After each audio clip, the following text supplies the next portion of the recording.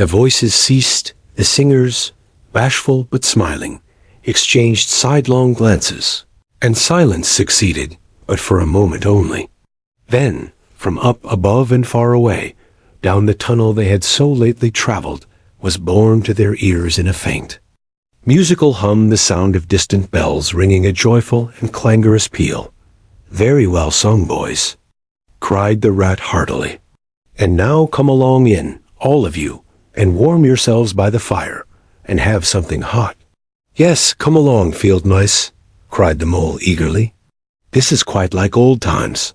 Shut the door after you. Pull up that settle to the fire. Now, you just wait a minute, while we Ratty," he cried in despair, plumping down on a seat with tears impending. "Whatever are we doing? We've nothing to give them." "You leave all that to me," said the masterful rat. "Here, you with the lantern, come over this way. I want to talk to you. Now tell me, are there any shops open at this hour of the night?" "Why, certainly, sir," replied the field mouse, respectfully. "At this time of the year, our shops keep open to all sorts of hours." "Then look here," said the rat. "You go off at once, you and your lantern, and you get me—" Here much muttered conversation ensued, and the mole only heard bits of it, such as, "Fresh, mind. No, a pound of that will see you get Bugginses, for I won't have any other, no. Only the best, if you can't get it there. Try somewhere else, yes, of course. Homemade, no tin stuff, well, then, do the best you can." Finally, there was a chink of coin passing from paw to paw. The field mouse was provided with an ample basket for his purchases, and off he hurried, he and his lantern. The rest of the field mice, perched in a row on the settle, their small legs swinging, gave themselves up to enjoyment of the fire, and toasted their chilblains till they tingled, while the mole, failing to draw them into easy conversation, plunged into family history, and made each of them recite the names of his numerous brothers, who were too young, it appeared, to be allowed to go out a-caroling this year, but looked forward very shortly to winning the parental consent. The rat, meanwhile, was busy examining the label on one of the beer bottles. "I perceive this to be Old Burton," he remarked approvingly. "Sensible mole, the very thing. Now we shall be able to mull some ale. Get the things ready, mole, while I draw the corks." It did not take long to prepare the brew, and thrust the tin heater well into the red heart of the fire. And soon every field mouse was sipping and coughing and choking, for a little mulled ale goes a long way, and wiping his eyes and laughing, and forgetting he had ever been cold in all his life. "They act plays too, these fellows," the mole explained to the rat. "Make them up all by themselves, and act them afterwards. And very well they do it too. They gave us a capital one last year, about a field mouse who was captured at sea by a Barbary corsair, and made to row in a galley. And when he escaped and got home again, his lady love had gone into a convent. Here, you were in it, I remember. Get up and recite a bit." The field mouse addressed got up on his legs, giggled shyly, looked round the room, and remained absolutely tongue-tied.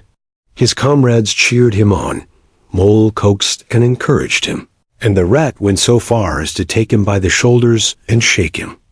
But nothing could overcome his stage fright.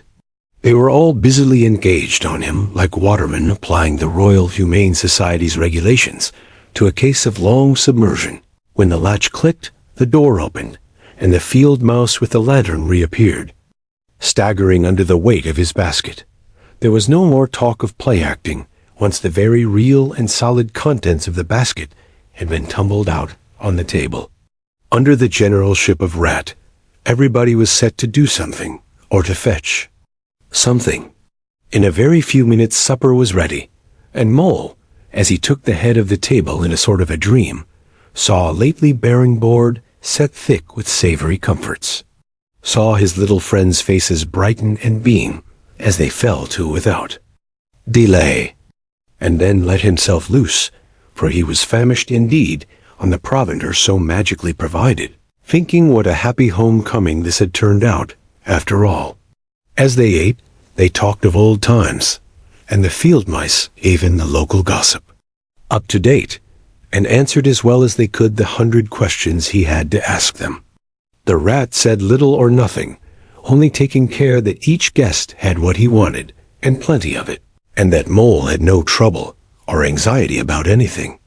They clattered off at last, very grateful and showering wishes of the season with their jacket pockets stuffed with remembrances for the small brothers and sisters at home. When the door had closed on the last of them, and the chink of the lanterns had died away, Mole and Rat kicked the fire up, drew their chairs in, brewed themselves a last nightcap of mulled ale, and discussed the events of the long day. At last the Rat, with a tremendous yawn, said, "Mole, old chap, I'm ready to drop. Sleepy is simply not the word. That your own bunk over on that side? Very well. Then I'll take this. What a ripping little house this is. Everything so handy."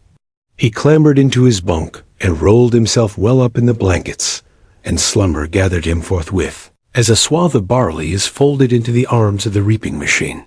The weary Mole also was glad to turn in without delay, and soon had his head on his pillow in great joy and contentment. But ere he closed his eyes, he let them wander round his old room, mellow in the glow of the firelight that played or rested on familiar and friendly things which had long been unconsciously a part of him, and now smilingly received him back, without rancor. He was now in just the frame of mind that the tactful Rat had quietly worked to bring about in him. He saw clearly how plain and simple, how narrow, even it all was. But clearly, too, how much it all meant to him, and the special value of some such anchorage in one's existence. He did not at all want to abandon the new life and its splendid spaces, to turn his back on sun and air, and all they offered him, and creep home, and stay there. The upper world was all too strong. It called to him still, even down there, and he knew he must return to the larger stage. But it was good to think he had this to come back to, this place which was all his own, these things which were so glad to see him again and could always be counted upon for the same simple welcome. It was a bright morning in the early part of summer. The river had resumed its wonted banks at its accustomed pace, and a hot sun seemed to be pulling everything green and bushy and spiky up out of the earth towards him, as if by strings. The Mole and the Water Rat had been up since dawn, very busy on matters connected with boats and the opening of the boating season, painting and varnishing, mending paddles, repairing cushions, hunting for missing boat hooks, and so on, and were finishing breakfast in their little parlor, and eagerly discussing their plans for the day, when a heavy knock sounded at the door. "Bother," said the Rat, all over egg. "See who it is, Mole, like a good chap, since you've finished." The Mole went to attend the summons, and the Rat heard him utter a cry of surprise. Then he flung the parlor door open, and announced with much importance, "Mr. Badger." This was a wonderful thing, indeed, that the Badger should pay a formal call on them, or indeed on anybody.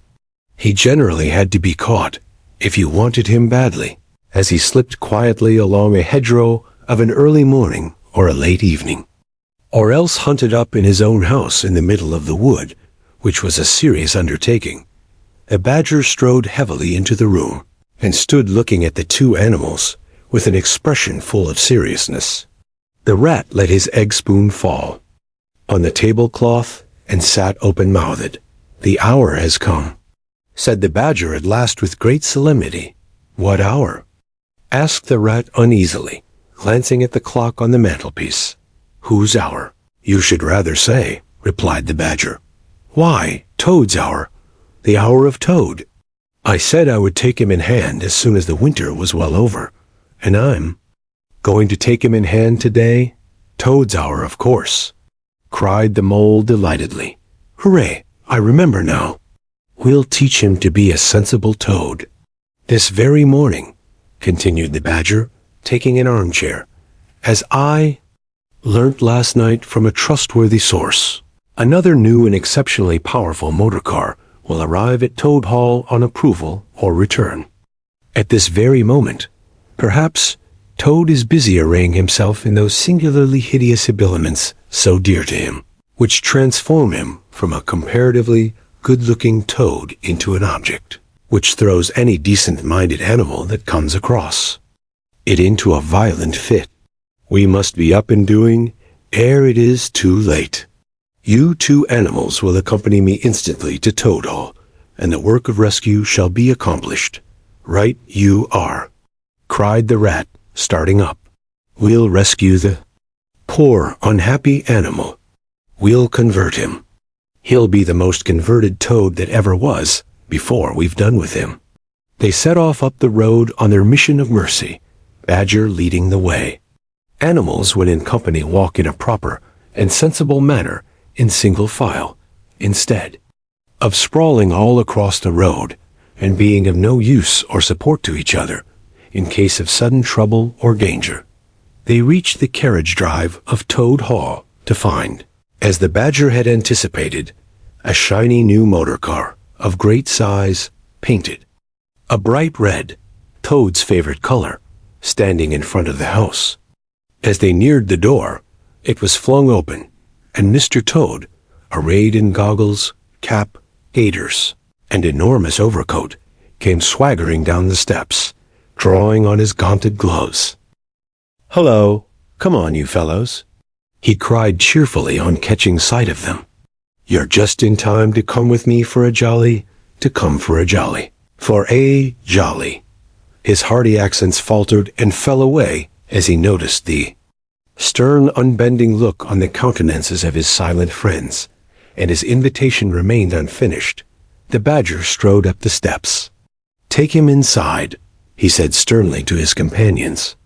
Then, as Toad was hustled through the door, struggling and protesting, he turned to the chauffeur in charge of the new motor car. "I'm afraid you won't be wanted today," he said. "Mr. Toad has changed his mind. He will not require the car. Please understand that this is final. You needn't wait." Then he followed the others inside and shut the door. "Now then," he said to the Toad, when the four of them stood together in the hall, "first of all, take those ridiculous things off." "Shan't," replied Toad with great spirit. "What is the meaning of this gross outrage? I demand an instant explanation." "Take them off him, then, you two," ordered the Badger briefly. They had to lay Toad out on the floor, kicking and calling all sorts of names before they could get to work properly. Then the rat sat on him, and the mole got his motor clothes off him bit by bit, and they stood him up on his legs again. A good deal of his blustering spirit seemed to have evaporated with the removal of his fine panoply. Now that he was merely Toad, and no longer the terror of the highway, he giggled feebly and looked from one to the other appealingly, seeming quite to understand the situation. "You knew it must come to this, sooner or later, Toad." The Badger explained severely. "You've disregarded all the warnings we've given you. You've gone on squandering the money your father left you, and you're getting us animals a bad name in the district by your furious driving and your smashes and your rows with the police. Independence is all very well, but we animals never allow our friends to make fools of themselves beyond a certain limit. And that limit you've reached. Now, you're a good fellow in many respects, and I don't want to be too hard on you. I'll make one more effort to bring you to reason. You will come with me into the smoking room, and there you will hear some facts about yourself. And we'll see whether you come out of that room the same Toad that you went in." He took Toad firmly by the arm, led him into the smoking room, and closed the door behind them. "That's no good," said the rat contemptuously. "Talking to Toad will never cure him. He'll say anything." They made themselves comfortable in armchairs and waited patiently. Through the closed door, they could just hear the long, continuous drone of the Badger's voice. rising and falling in waves of oratory. And presently they noticed that the sermon began to be punctuated at intervals by long-drawn sobs, evidently proceeding from the bosom of Toad, who was a soft-hearted and affectionate fellow, very easily converted, for the time being, to any point of view. After some 3/4 of an hour, the door opened, and the Badger reappeared, solemnly leading by the paw a very limp and dejected Toad. His skin hung baggily about him, his legs wobbled, and his cheeks were furrowed by the tears, so plentifully called forth by the Badger's moving discourse. "Sit down there, Toad," said the Badger kindly, pointing to a chair. "My friends," he went on, "I am pleased to inform you that Toad has at last seen the error of his ways. He is truly sorry for his misguided conduct in the past, and he has undertaken to give up motor cars entirely and forever. I have his solemn promise to that effect." "That is very good news," said the Mole gravely. "Very good news indeed," observed the Rat dubiously. If only. He was looking very hard at Toad as he said this, and could not help thinking he perceived something vaguely resembling a twinkle in that animal's still sorrowful eye. "There's only one thing more to be done," continued the gratified Badger.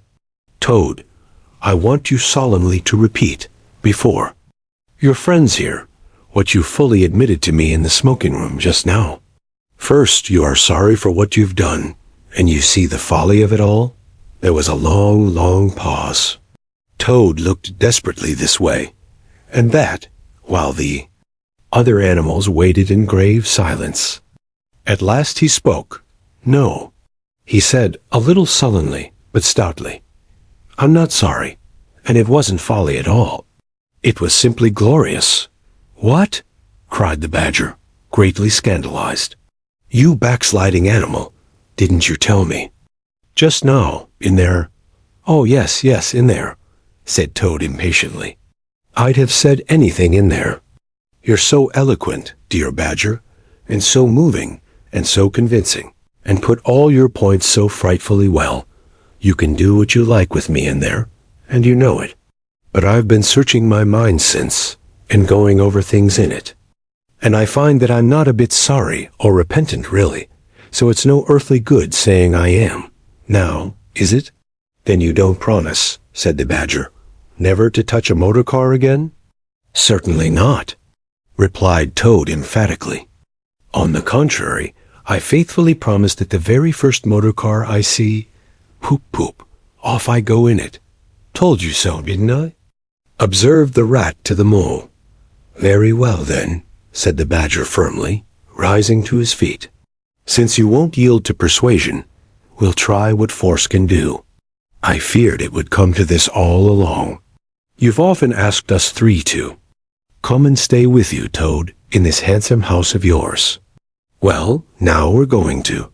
When we've converted you to a proper point of view, we may quit, but not before. Take him upstairs, you two, and lock him up in his bedroom, while we arrange matters between ourselves. It's for your own good, Toady, you know," said the Rat kindly, as Toad, kicking and struggling, was hauled up the stairs by his two faithful friends. "Think what fun we shall all have together, just as we used to, when you've quite got over this painful attack of yours." "We'll take great care of everything for you till you're well, Toad," said the Mole. "And we'll see your money isn't wasted, as it has been." "No more of those regrettable incidents with the police, Toad," said the Rat, as they thrust him into his bedroom. "And no more weeks in hospital, being ordered about by female nurses, Toad," added the Mole, turning the key on him. They descended the stair, Toad shouting abuse at them through the keyhole. And the three friends then met in conference on the situation. "It's going to be a tedious business," said the Badger, sighing. "I've never seen Toad so determined. However, we will see it out. He must never be left an instant unguarded. We shall have to take it in turns to be with him, till the poison has worked itself out of his system." They arranged watches accordingly. Each animal took it in turns to sleep in Toad's room at night, and they divided the day up between them. At first, Toad was undoubtedly very trying to his careful guardians. When his violent paroxysms possessed him, he would arrange bedroom chairs in rude resemblance of a motor car, and would crouch on the foremost of them, bent forward and staring fixedly ahead, making uncouth and ghastly noises, till the climax was reached, when, turning a complete somersault, he would lie prostrate amidst the ruins of the chairs, apparently completely satisfied for the moment. As time passed, however, these painful seizures grew gradually less frequent, and his friends strove to divert his mind into fresh channels. But his interest in other matters did not seem to revive, and he grew apparently languid and depressed.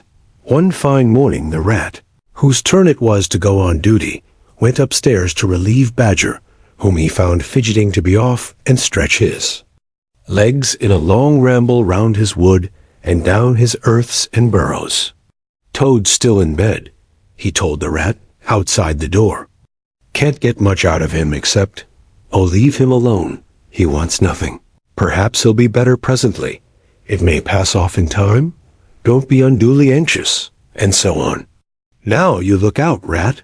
When Toad's quiet and submissive, and playing at being the hero of a Sunday school prize, then he's at his artfulest. There's sure to be something up. I know him. Well, now, I must be off. How are you today, old chap? Inquired the rat cheerfully, as he approached Toad's bedside. He had to wait some minutes for an answer. At last a feeble voice replied, "Thank you so much, dear Ratty. So good of you to inquire. But first tell me how you are yourself, and the excellent Mole?" "Oh, we're all right," replied the rat. "Mole," he added incautiously, "is going out for a run round with Badger. They'll be out till luncheon time, so you and I will spend a pleasant morning together, and I'll do my best to amuse you. Now jump up, there's a good fellow, and don't lie moping there on a fine morning like this." "Dear, kind rat," murmured Toad, "how little you realize my condition, and how very far I am from jumping up, now, if ever. But do not trouble about me. I hate being a burden to my friends, and I do not expect to be one much longer.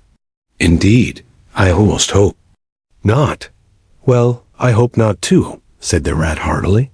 "You've been a fine bother to us all this time, and I'm glad to hear it's going to stop. And in weather like this, and the boating season just beginning. It's too bad of you, Toad. It isn't the trouble we mind, but you're making us miss such an awful lot." "I'm afraid it is the trouble you mind, though," replied the Toad languidly. "I can quite understand it. It's natural enough. You're tired of bothering about me. I mustn't ask you to do anything further. I'm a nuisance, I know." "You are indeed," said the rat, "but I tell you, I'd take any trouble on earth for you, if only you'd be a sensible animal." "If I thought that, Ratty," murmured Toad more feebly than ever, "then I would beg you for the last time, probably to step round to the village as quickly as possible. Even now it may be too late, and fetch the doctor. But don't you bother. It's only a trouble, and perhaps we may as well let things take their course." "Why, what do you want a doctor for?" inquired the rat, coming closer and examining him. He certainly lay very still and flat, and his voice was weaker, and his manner much changed. "Surely you have noticed of late," murmured Toad. "But, oh, why should you? Noticing things is only a trouble. Tomorrow, indeed, you may be saying to yourself, 'Oh, if only I had noticed sooner. If only I had done something.' But no, it's a trouble. Never mind, forget that I asked." "Look here, old man," said the rat, beginning to get rather alarmed. "Of course I'll fetch a doctor to you, if you really think you want him. But you can hardly be bad enough for that yet. Let's talk about something else. I fear." "Dear friend," said Toad, with a sad smile, "that talk can do little in a case like this, or doctors either, for that matter. Still, one must grasp at the slightest straw. And by the way, while you are about it, I hate to give you additional trouble, But I happen to remember that you will pass the door. Would you mind at the same time asking the lawyer to step up? It would be a convenience to me. And there are moments, perhaps I should say there is a moment, when one must face disagreeable tasks, at whatever cost to exhausted nature. A lawyer. Oh, he must be really bad, the affrighted rat said to himself, as he hurried from the room, not forgetting, however, to lock the door carefully behind him. Outside, he stopped to consider. The other two were far away, and he had no one to consult. It's best to be on the safe side, he said, on reflection. I've known Toad fancy himself frightfully bad before, without the slightest reason. But I've never heard him ask for a lawyer. If there's nothing really the matter, the doctor will tell him he's an old ass, and cheer him up. And that will be something gained. I'd better humor him and go. It won't take very long. So he ran off to the village on his errand. Of mercy.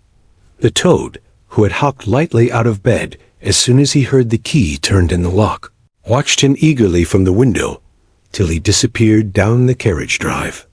Then, laughing heartily, he dressed as quickly as possible in the smartest suit he could lay hands on at the moment, filled his pockets with cash, which he took from a small drawer in the dressing table, and next, knotting the sheets from his bed together and tying one end of the improvised rope round the central mullion of the handsome Tudor window, which formed such a feature of his bedroom, he scrambled out, slid lightly to the ground, and, taking the opposite direction to the rat, marched off light-heartedly, whistling a merry tune. It was a gloomy luncheon for Rat when the Badger and the Mole at length returned, and he had to face them at table with his pitiful and unconvincing story. The Badger's caustic, not to say brutal, remarks may be imagined, and therefore passed over. But it was painful to the Rat that even the Mole, though he took his friend's side as far as possible, could not help saying, "You've been a bit of a duffer this time, Ratty." Toad, too, of all animals. "He did it awfully well," said the crestfallen Rat. "He did you awfully well," rejoined the Badger hotly. "However, talking won't mend matters. He's got clear away for the time, that's certain. And the worst of it is, he'll be so conceited with what he'll think is his cleverness that he may commit any folly. One comfort is, we're free now, and needn't waste any more of our precious time doing sentry go. But we'd better continue to sleep at Toad Hall for a while longer.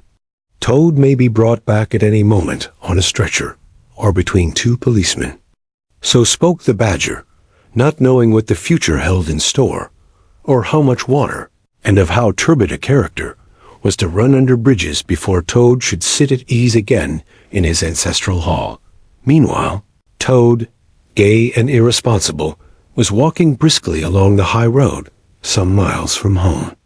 At first he had taken by-paths, and crossed many fields, and changed his course several times in case of pursuit.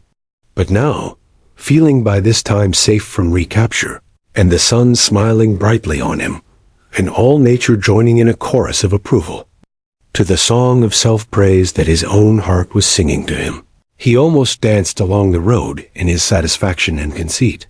"Smart piece of work, that," he remarked to himself, chuckling. "Brain against brute force, and brain came out on the top, as it's bound to do. Poor old Ratty, my, won't he catch it when the Badger gets back? A worthy fellow, Ratty, with many good qualities, but very little intelligence and absolutely no education. I must take him in hand some day, and see if I can make something of him."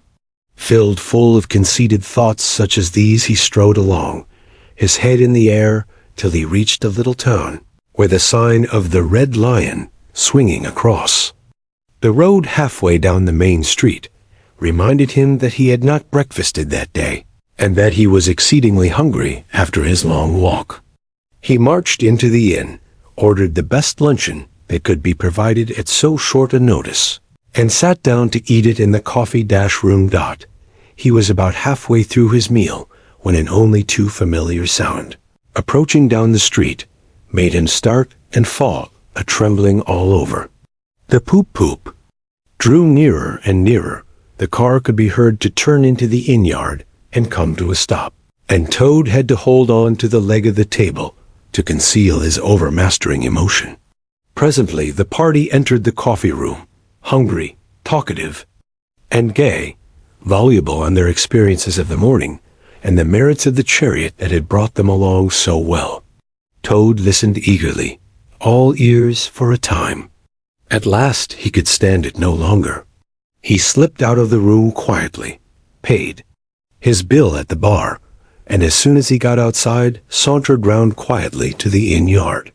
"There cannot be any harm," he said to himself, "in my only just looking at it." The car stood in the middle of the yard, quite unattended, the stable helps and other hangers on being all at their dinner.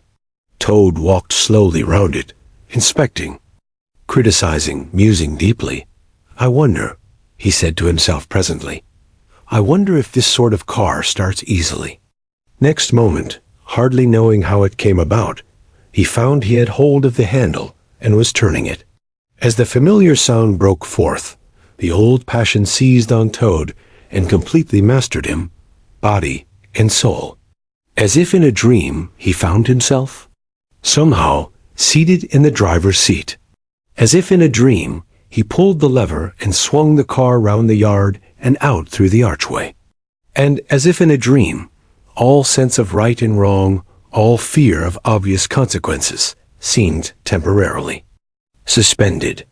He increased his pace, and as the car devoured the street and leapt forth on the high road through the open country, he was only conscious that he was Toad once more, Toad at his best and highest, Toad the terror, the traffic queller, the lord of the lone trail, before whom all must give way or be smitten into nothingness and everlasting night. He chanted as he flew, and the car responded with sonorous drone. The miles were eaten up under him as he sped he knew not whither, fulfilling his instincts, living his hour, reckless of what might come to him. "To my mind," observed the chairman of the bench of magistrates cheerfully, "the only difficulty that presents itself in this otherwise very clear case is how we can possibly make it sufficiently hot for the incorrigible rogue and hardened ruffian whom we see cowering in the dock before us. Let me see. He has been found guilty on the clearest evidence, first, of stealing a valuable motor car, secondly, of driving to the public danger, and thirdly, of gross impertinence to the rural police. Mr. Clerk, will you tell us, please, what is the very stiffest penalty we can impose for each of these offenses? Without, of course, giving the prisoner the benefit of any doubt, because there isn't any." The clerk scratched his nose with his pen. "Some people would consider," he observed, "that stealing the motor car was the worst offense, and so it is. But cheeking the police undoubtedly carries the severest penalty, and so it ought. Supposing you were to say 12 months for the theft, which is mild, and 3 years for the furious driving, which is lenient, and 15 years for the cheek, which was pretty bad sort of cheek, judging by what we've heard from the witness box, even if you only believe 1/10 part of what you heard, and I never believe more myself those figures, if added together correctly, tot up to 19 years, first rate," said the chairman. "So you had better make it around 20 years and be on the safe side," concluded the clerk. "An excellent suggestion," said the chairman approvingly. "Prisoner, pull yourself together and try and stand up straight. It's going to be 20 years for you this time. And mind, if you appear before us again, upon any charge whatever, we shall have to deal with you very seriously." Then the brutal minions of the law fell upon the hapless Toad, loaded him with chains, and dragged him from the courthouse, shrieking, praying, protesting. Across the marketplace, where the playful populace, always as severe upon detected crime, as they are sympathetic and helpful when one is merely wanted, assailed him with jeers, carrots, and popular catchwords. Past hooting school children, their innocent faces lit up with the pleasure they ever derive from the sight of a gentleman in difficulties. Across the hollow-sounding drawbridge, below the spiky portcullis, under the frowning archway of the grim old castle, whose ancient towers soared high overhead, past guard-rooms full of grinning soldiery off duty, past sentries who coughed in a horrid, sarcastic way, because that is as much as a sentry on his post dare do to show his contempt and abhorrence of crime, up time-worn winding stairs, past men-at-arms in casquet and corselet of steel, darting threatening looks through their vizards, across courtyards where mastiffs strained at their leash and pawed the air to get at him, past ancient warders, their halberds leant against the wall, dozing over a pasty and a flagon of brown ale, on and on, past the rack chamber and the thumbscrew room, past the turning that led to the private scaffold, till they reached the door of the grimmest dungeon, that lay in the heart of the innermost keep. There at last they paused, where an ancient jailer sat fingering a bunch of mighty keys. "Odds bodikins," said the sergeant of police, taking off his helmet and wiping his forehead. "Rouse thee, old loon, and take over from us this vile toad, a criminal of deepest guilt and matchless artfulness and resource. Watch and ward him with all thy skill.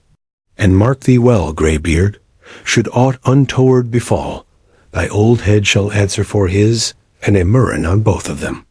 The jailer nodded grimly, laying his withered hand on the shoulder of the miserable toad. The rusty key creaked in the lock. The great door clanged behind them, and Toad was a helpless prisoner in the remotest dungeon of the best-guarded keep of the stoutest castle in all the length and breadth of merry England. The willow wren was twittering his thin little song, hidden himself in the dark selvage of the river bank. Though it was past 10 o'clock at night, the sky still clung to and retained some lingering skirts of light from the departed day, and the sullen heats of the torrid afternoon broke up and rolled away at the dispersing touch of the cool fingers of the short midsummer night. Mole lay stretched on the bank, still panting from the stress of the fierce day that had been cloudless from dawn to late sunset, and waited for his friend to return.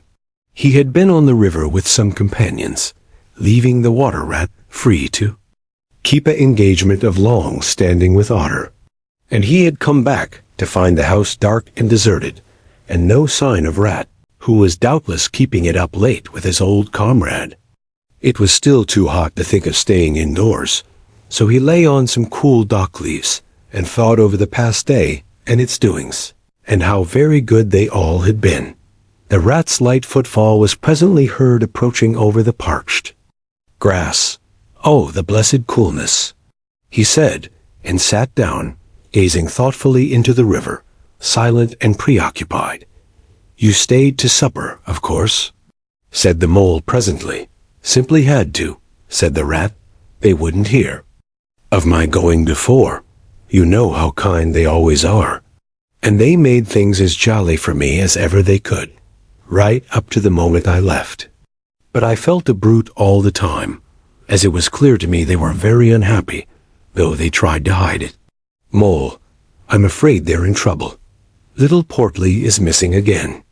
And you know what a lot his father thinks of him, though he never says much about it." "What, that child?" said the mole lightly. "Well, suppose he is. Why worry about it? He's always straying off and getting lost and turning up again. He's so adventurous, but no harm ever happens to him.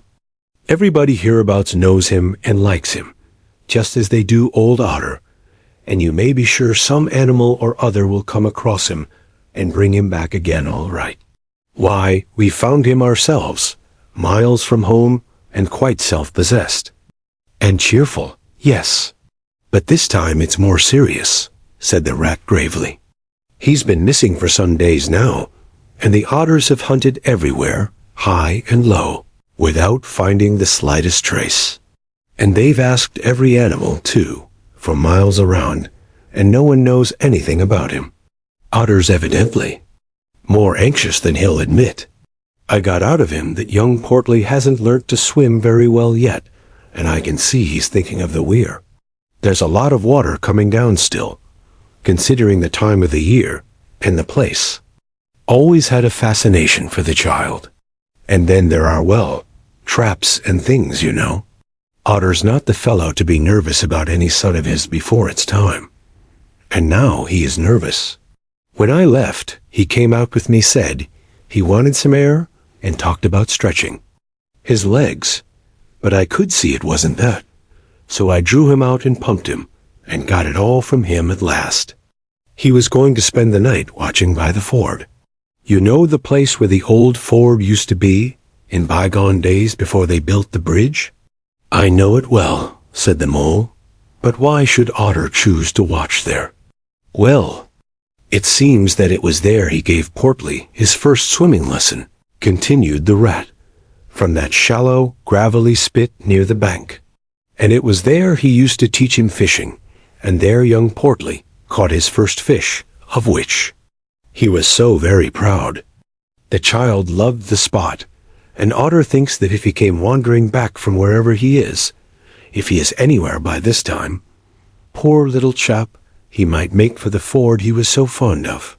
Or if he came across it, he'd remember it well, and stop there and play, perhaps. So Otter goes there every night, and watches on the chance, you know, just on the chance. They were silent for a time, both thinking of the same thing, the lonely, heart-sore animal, crouched by the ford, watching and waiting, the long night through on the chance. Well, well, said the rat presently, I suppose we ought to be thinking about turning in. But he never offered to move. Rat, said the mole, I simply can't go and turn in, and go to sleep, and do nothing, even though there doesn't seem to be anything to be done. We'll get the boat out and paddle upstream. The moon will be up in an hour or so, and then we will search as well as we can anyhow. It will be better than going to bed and doing nothing. Just what I was thinking myself, said the rat. It's not the sort of night for bed anyhow, and daybreak is not so very far off, and then we may pick up some news of him from early risers as we go along. They got the boat out, and the rat took the sculls, paddling with caution. Out in midstream, there was a clear, narrow track that faintly reflected the sky. But wherever shadows fell on the water, from bank, bush, or tree, they were as solid to all appearance as the banks themselves, and the mole had to steer with judgment accordingly. Dark and deserted as it was, the night was full of small noises, song and chatter and rustling, telling of the busy little population who were up and about, plying their trades and vocations through the night till sunshine should fall on them, at last, and send them off to their well-earned repose. The water's own noises, too, were more apparent than by day, its gurglings and cloops more unexpected and near at hand. And constantly they started at what seemed a sudden clear call from an actual articulate voice. The line of the horizon was clear and hard against the sky, and in one particular quarter it showed black against a silvery climbing phosphorescence that grew and grew. At last, over the rim of the waiting earth, the moon lifted with slow majesty till it swung clear of the horizon and rode off, free of moorings. And once more they began to see surfaces, meadows widespread, and quiet gardens, and the river itself. From bank to bank, all softly disclosed, all washed clean of mystery and terror, all radiant again as by day, but with a difference that was tremendous. Their old haunts greeted them again in other raiment, as if they had slipped away and put on this pure new apparel, and come quietly back, smiling as they shyly waited to see if they would be recognized again under it. Fastening their boat to a willow, the friends landed in this silent, silver kingdom, and patiently explored the hedges, the hollow trees, the runnels, and their little culverts, the ditches and dry waterways. Embarking again and crossing over, they worked their way up the stream in this manner, while the moon, serene and detached in a cloudless sky, did what she could, though so far off, to help them in their quest. till her hour came and she sank earthwards reluctantly, and left them. And mystery once more held field and river dot. Then a change began slowly to declare itself. The horizon became clearer, field and tree came more into sight, and somehow with a different look. The mystery began to drop away from them. A bird piped suddenly, and was still, and a light breeze sprang up and set the reeds and bulrushes rustling. Rat, who was in the stern of the boat, while Mole sculled, sat up suddenly and listened with a passionate intentness. Mole, who with gentle strokes was just keeping the boat moving while he scanned the banks with care, looked at him with curiosity. "It's gone," sighed the rat, sinking back in his seat again. "So beautiful and strange and new. Since it was to end so soon, I almost wish I had never heard it. For it has roused a longing in me that is pain, and nothing seems worthwhile but just to hear that sound once more and go on listening to it forever. No, there it is again," he cried, alert once more. Entranced, he was silent for a long space, spellbound. "Now it passes on, and I begin to lose it," he said presently. "Oh, Mole, the beauty of it! The merry bubble and joy, the thin, clear, happy call of the distant piping. Such music I never dreamed of, and the call in it is stronger even than the music is sweet. Row on, Mole, row, for the music and the call must be for us." The Mole, greatly wondering, obeyed. "I hear nothing myself," he said, "but the wind playing in the reeds and rushes and osiers." The rat never answered, if indeed he heard. Rapt, transported, trembling, he was possessed in all his senses by this new divine thing that caught up his helpless soul and swung and dandled it, a powerless but happy infant in a strong sustaining. Grasped Dot in silence, Mole rowed steadily, and soon they came to a point where the river divided, a long backwater branching off to one side. With a slight movement of his head, Rat, who had long dropped the rudder lines, directed the rower to take the backwater. The creeping tide of light gained and gained, and now they could see the color of the flowers that gemmed the water's edge. "Clearer and nearer still," cried the rat joyously. "Now you must surely hear it. Ah, at last I see you do." Breathless and transfixed, the Mole stopped rowing as the liquid run of that glad piping broke on him like a wave, caught him up, and possessed him utterly. He saw the tears on his comrade's cheeks, and bowed his head and understood. For a space they hung there, brushed by the purple loose strife that fringed the bank. Then the clear imperious summons that marched hand in hand with the intoxicating melody imposed its will on Mole, and mechanically he bent to his oars again. And the light grew steadily stronger, but no birds sang, as they were wont to do at the approach of dawn. And but for the heavenly music, all was marvelously still. On either side of them, as they glided onwards, the rich meadow grass seemed that morning of a freshness and a greenness unsurpassable. Never had they noticed the roses so vivid, the willow herbs so riotous, the meadow sweets so odorous and pervading. Then the murmur of the approaching lyre began to hold the air, and they felt a consciousness that they were nearing the end, whatever it might be. That surely awaited their expedition. A wide half-circle of foam and glinting lights and shining shoulders of green water. The great weir closed the backwater from bank to bank, troubled all the quiet surface with twirling eddies and floating foam streaks, and deadened all other sounds with its solemn and soothing rumble. In midmost of the stream, embraced in the weir's shimmering arm-spread, a small island lay anchored, fringed close with willow and silver birch and alder. Reserved, shy, but full of significance, it hid whatever it might hold behind a veil, keeping it till the hour should come, and with the hour, those who were called and chosen. Slowly, but with no doubt or hesitation whatever, and in something of a solemn expectancy, the two animals passed through the broken, tumultuous water, and moored their boat at the flowery margin of the island. In silence they landed, and pushed through the blossom, and scented herbage and undergrowth that led up to the level ground, till they stood on a little lawn of a marvelous green, set round with nature's own orchard-trees, crab-apple, wild, cherry, and sloe. This is the place of my song dream, the place the music played to me, whispered the rat, as if in a trance. Here, in this holy place, here if anywhere, surely we shall find him. Then suddenly the mole felt a great awe fall upon him, an awe that turned his muscles to water, bowed his head, and rooted his feet to the ground. It was no panic terror.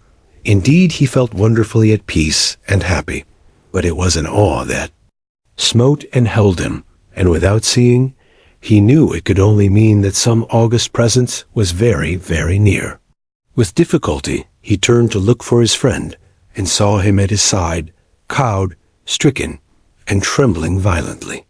And still there was utter silence in the populous bird-haunted branches around them. And still the light grew and grew. Perhaps he would never have dared to raise his eyes, but that, though the piping was now hushed, the call and the summons seemed still dominant and imperious. He might not refuse, were death himself waiting to strike him instantly, once he had looked with mortal eye on things rightly kept hidden. Trembling he obeyed, and raised his humble head.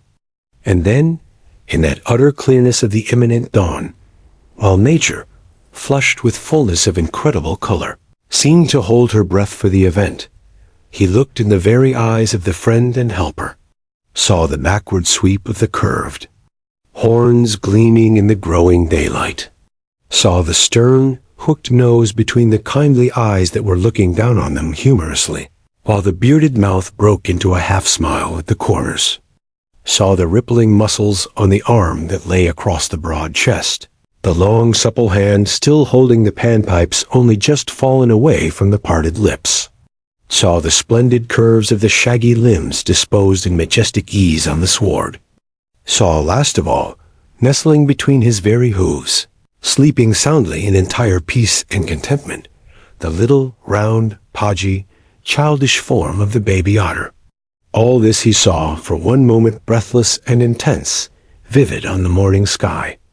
And still, as he looked, he lived. And still, as he lived, he wondered. Rat! He found breath to whisper, shaking. "Are you afraid? Afraid?" murmured the rat, his eyes shining with unutterable love. "Afraid? Of him?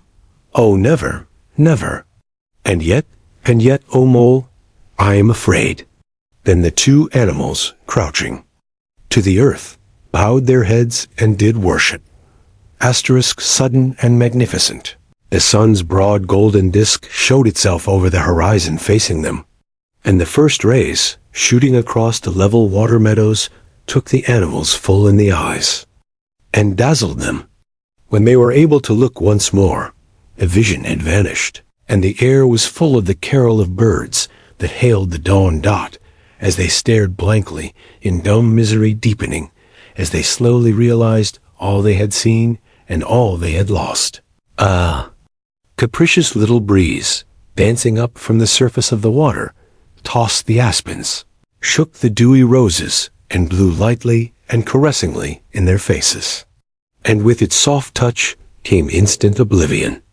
For this is the last best gift that the kindly demigod is careful to bestow on those to whom he has revealed himself in their helping, the gift of forgetfulness, lest the awful remembrance should remain and grow, and overshadow mirth and pleasure, and the great haunting memory should spoil all the afterlives of little animals helped out of difficulties.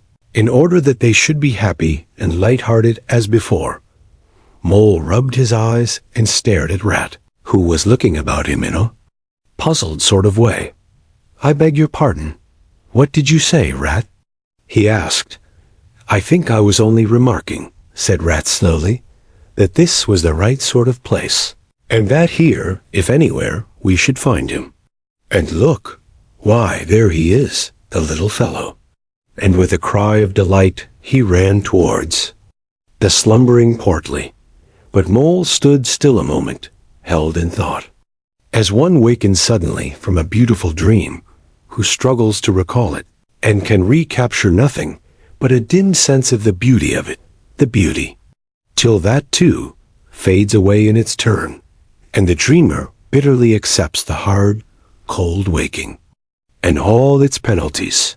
So Mole, after struggling with his memory for a brief space, shook his head sadly and followed the rat. Portly woke up with a joyous squeak, and wriggled with pleasure at the sight of his father's friends, who had played with him so often in past days. In a moment, however, his face grew blank, and he fell to hunting round in a circle with pleading whine, as a child that has fallen happily asleep in its nurse's arms, and wakes to find itself alone and laid in a strange place, and searches corners and cupboards, and runs from room to room, despair growing silently in its heart. Even so Portly searched the island and searched, dogged and unwearying, till at last the black moment came for giving it up, and sitting down and crying bitterly. The Mole ran quickly to comfort the little animal. But Rat, lingering, looked long and doubtfully at certain hoof marks deep in the sward. "Some great animal has been here," he murmured slowly and thoughtfully, and stood musing. His mind strangely stirred. "Come along, Rat," called the Mole. "Think of poor Otter, waiting up there by the ford." Portly had soon been comforted by the promise of a treat, a jaunt on the river in Mr. Rat's real boat, and the two animals conducted him to the water's side, placed him securely between them in the bottom of the boat, and paddled off down the backwater. The sun was fully up by now, and hot on them. Birds sang lustily and without restraint, and flowers smiled and nodded from either bank. But somehow so thought the animals, with less of richness and blaze of color than they seemed to remember. Seeing quite recently somewhere, they wondered where the main river reached again. They turned the boat's head upstream, towards the point where they knew their friend was keeping his lonely vigil.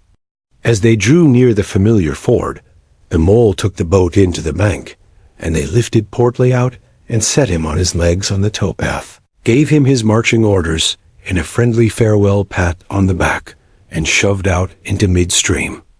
They watched the little animal as he waddled along the path contentedly and with importance.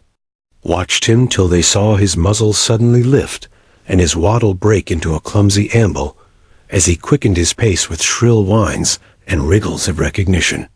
Looking up the river, they could see Otter start up, tense and rigid, from out of the shallows where he crouched in dumb patience, and could hear his amazed and joyous bark as he bounded up through the osiers onto the path. Then the Mole, with a strong pull on one oar, swung the boat round and let the full stream bear them down again whither it would. Their quest now happily ended. "I feel strangely tired, Rat," said the Mole, leaning wearily over his oars. The boat drifted. "It's being up all night, you'll say, perhaps, but that's nothing. We do as much half the nights of the week at this time of the year.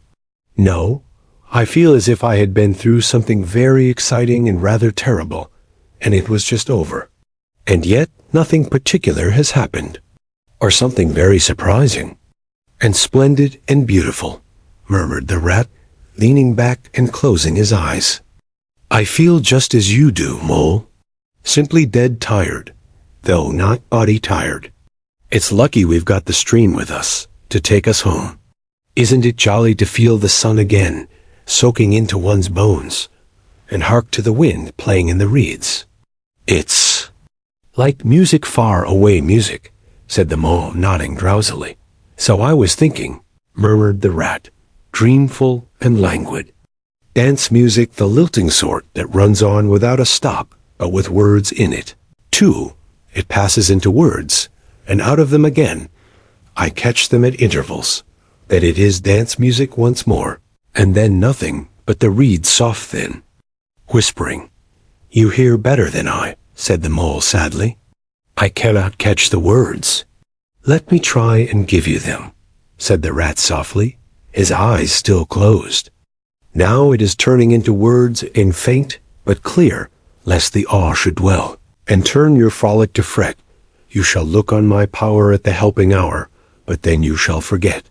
Now the reeds take it up, forget, forget, they sigh, and it dies away in a rustle and a whisper.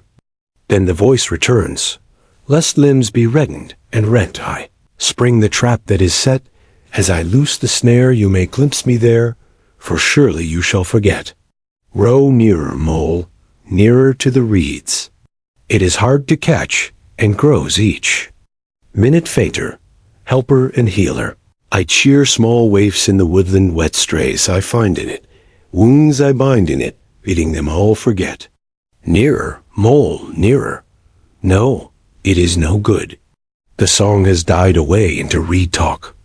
But what do the words mean? Asked the wondering mole. That I do not know, said the rat simply. I passed them on to you as they reached me. Ah, now they return again, and this time full and clear. This time, at last, it is the real, the unmistakable thing. Simple, passionate, perfect. Well, let's have it then, said the mole, after he had waited patiently for a few minutes, half dozing in the hot sun. But no answer came. He looked and understood the silence, with a smile of much happiness on his face, and something of a listening look still lingering there. The weary rat was fast asleep. When Toad found himself immured in a dank and noisome dungeon, and knew that all the grim darkness of a medieval fortress lay between him and the outer world of sunshine and well-metalled high roads where he had lately been so happy, disporting himself as if he had bought up every road in England, he flung himself at full length on the floor and shed bitter tears and abandoned himself to dark despair. This is the end of everything, he said. At least it is the end of the career of Toad, which is the same thing. The popular and handsome Toad, the rich and hospitable Toad, the Toad so free and careless and debonair. How can I hope to be ever set at large again, he said, who have been imprisoned so justly for stealing so handsome a motor car in such an audacious manner, and for such lurid and imaginative cheek bestowed upon such a number of fat, red-faced policemen. Here his sobs choked him. Stupid animal that I was, he said. Now I must languish in this dungeon, till people who were proud to say they knew me have forgotten the very name of Toad. O wise old badger, he said, O clever, intelligent rat and sensible mole, what sound judgments, what a knowledge of men and matters you possess. O unhappy and forsaken Toad. With lamentations such as these, he passed his days and nights for several weeks, refusing his meals or intermediate light refreshments, though the grim and ancient jailer, knowing that Toad's pockets were well lined, frequently pointed out that many comforts, and indeed luxuries, could by arrangement be sent in at a price from outside. Now the jailer had a daughter, a pleasant wench and good-hearted, who assisted her father in the lighter duties of his post. She was particularly fond of animals, and, besides her canary, whose cage hung on a nail in the massive wall of the keep by day, to the great annoyance of prisoners who relished an after-dinner nap and was shrouded in an antimacassar on the hussy parlor table at night, she kept several piebald mice and a restless revolvine squirrel. This kind-hearted girl, pitying the misery of Toad, said to her father one day, "Father, I can't bear to see that poor beast so unhappy, and getting so thin. You let me have the managing of him. You know how fond of animals I am. I'll make him eat from my hand, and sit up, and do all sorts of things." Her father replied that she could do what she liked with him. He was tired of Toad, and his sulks and his airs and his meanness. So that day she went on her errand of mercy, and knocked at the door of Toad's cell. "Now, cheer up, Toad," she said, coaxingly, on entering, "and sit up and dry your eyes and be a sensible animal, and do try and eat a bit of dinner. See, I've brought you some of mine hot from the oven." It was bubble and squeak, between two plates, and its fragrance filled the narrow cell. The penetrating smell of cabbage reached the nose of Toad as he lay prostrate in his misery on the floor, and gave him the idea for a moment that perhaps life was not such a blank and desperate thing as he had imagined. But still he wailed, and kicked with his legs, and refused to be comforted.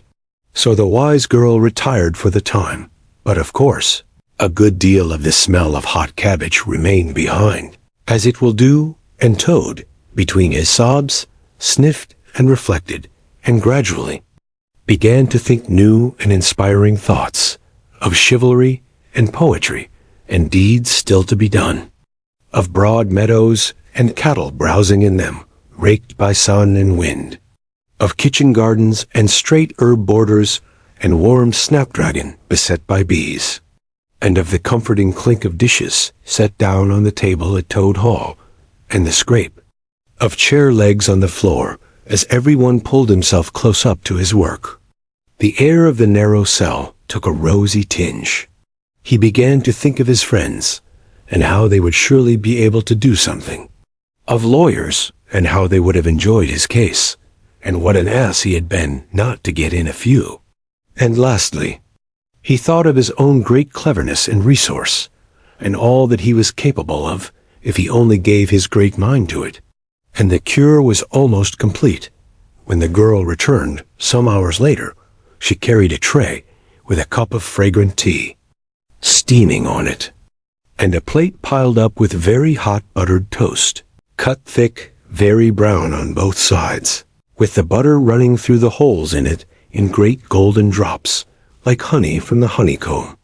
The smell of that buttered toast simply talked to Toad, and with no uncertain voice, talked of warm kitchens, of breakfasts on bright frosty mornings, of cozy parlor firesides on winter evenings, when one's ramble was over and slippered feet were propped on the fender, of the purring of contented cats and the twitter of sleepy canaries. Toad sat up on end once more, dried his eyes, sipped his tea and munched his toast, and soon began talking freely about himself, and the house he lived in, and his doings there, and how important he was, and what a lot his friends thought of him not. The jailer's daughter saw that the topic was doing him as much good as the tea, as indeed it was, and encouraged him to go on. "Tell me about Toad Hall," said she. "It sounds beautiful."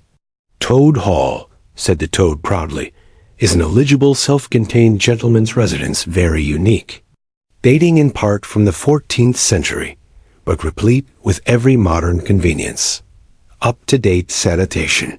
5 minutes from church, post office, and golf links.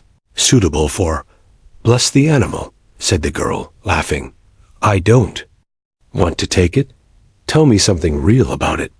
But first, wait till I fetch you some more tea and toast." She tripped away, and presently returned with a fresh trayful.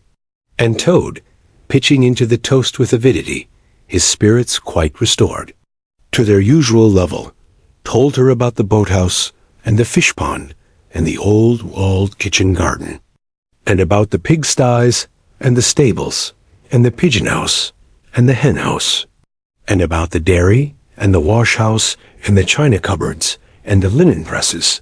She liked that bit especially. And about the banqueting hall, and the CO. Fun they had there, when the other animals were gathered round the table, and Toad was at his best, singing songs, telling stories, carrying on generally. Then she wanted to know about his animal friends, and was very interested in all he had to tell her about them, and how they lived, and what they did to pass their time. Of course, she did not say she was fond of animals as pets, because she had the sense to see that Toad would be extremely offended. When she said good night, having filled his water jug and shaken up his straw for him, Toad was very much the same sanguine, self-satisfied animal that he had been of old. He sang a little song or two, of the sort he used to sing at his dinner parties, curled himself up in the straw, and had an excellent night's rest, and the pleasantest of dreams. They had many interesting talks together. After that, as the dreary days went on, and the jailer's daughter grew very sorry for Toad, and thought it a great shame that a poor little animal should be locked up in prison for what seemed to her a very trivial offense. Toad, of course, in his vanity, thought that her interest in him proceeded from a growing tenderness, and he could not help half regretting that the social gulf between them was so very wide, for she was a comely lass, and evidently admired him very much. One morning the girl was very thoughtful, and answered at random, and did not seem to Toad to be paying proper attention to his witty sayings and sparkling comments. "Toad," she said presently, "just listen, please. I have an aunt who is a washerwoman." There, said Toad, graciously and affably. "Never mind. Think no more about it. I have several aunts who ought to be washerwomen." "Do be quiet a minute, Toad," said the girl. "You talk too much. That's your chief fault, and I'm trying to think, and you hurt my head. As I said, I have an aunt who is a washerwoman. She does the washing for all the prisoners in this castle. We try to keep any paying business of that sort in the family, you understand. She takes out the washing on Monday morning, and brings it in on Friday evening. This is a Thursday. Now, this is what occurs to me.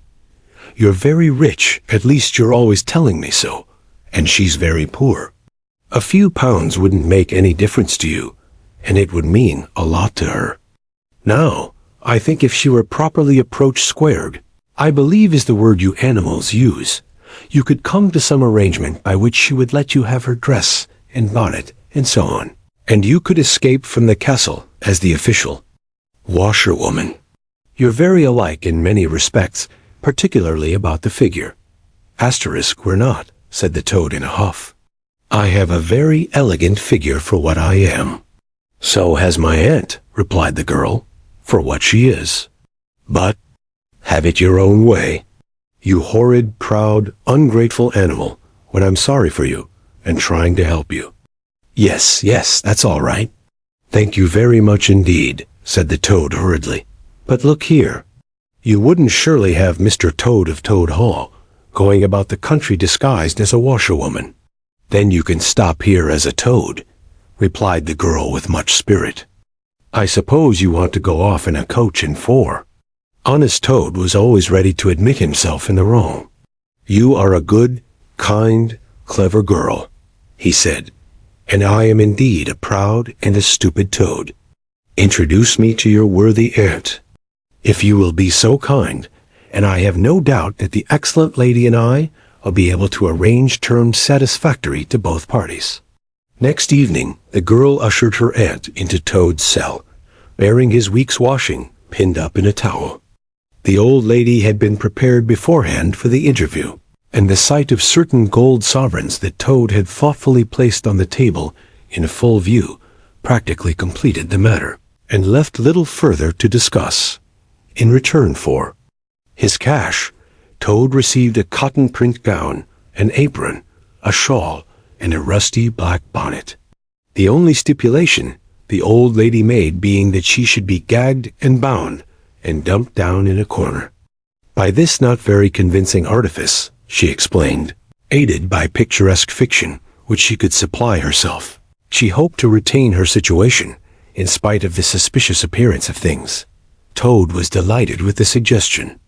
It would enable him to leave the prison in some style, and with his reputation for being a desperate and dangerous fellow untarnished.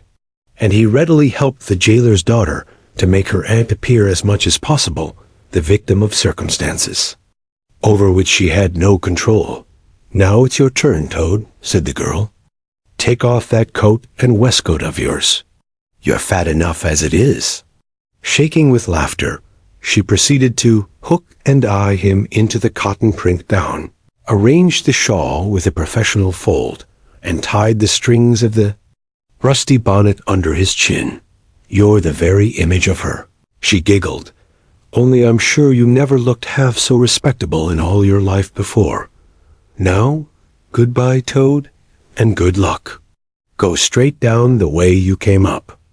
And if anyone says anything to you, as they probably will, being but men, You can chaff back a bit, of course, but remember you're a widow woman, quite alone in the world, with a character to lose.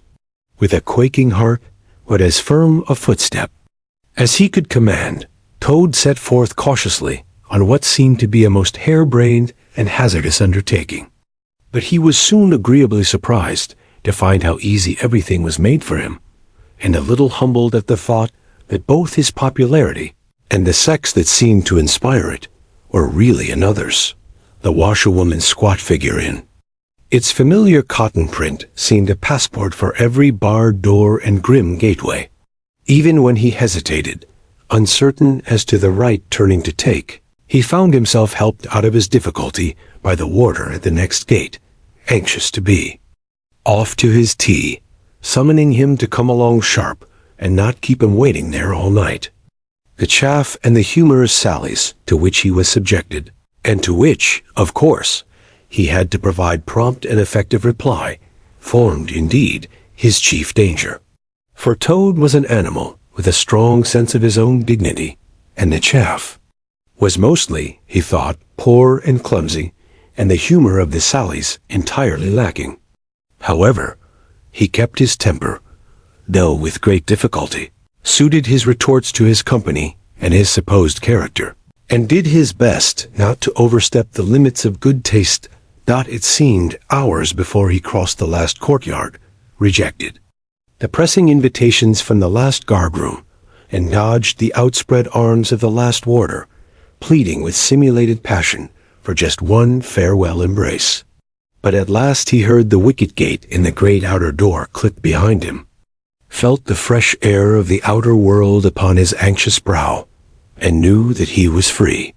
Dizzy with the easy success of his daring exploit, he walked quickly towards the lights of the town, not knowing in the least what he should do next, only quite certain of one thing, that he must remove himself as quickly as possible from the neighborhood where the lady he was forced to represent was so well known and so popular a character.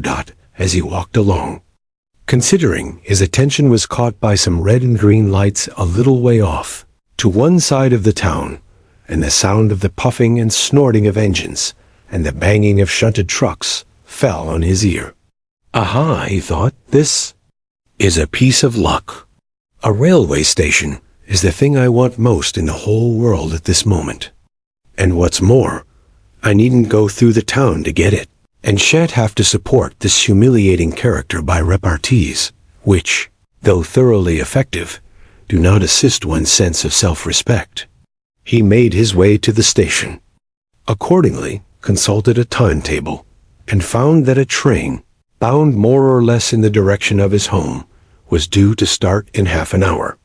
More luck, said Toad, his spirits rising rapidly, and went off to the booking office to buy his ticket. He gave the name of the station that he knew to be nearest to the village of which Toad Hall was the principal feature, and mechanically put his fingers in search of the necessary money where his waistcoat pocket should have been.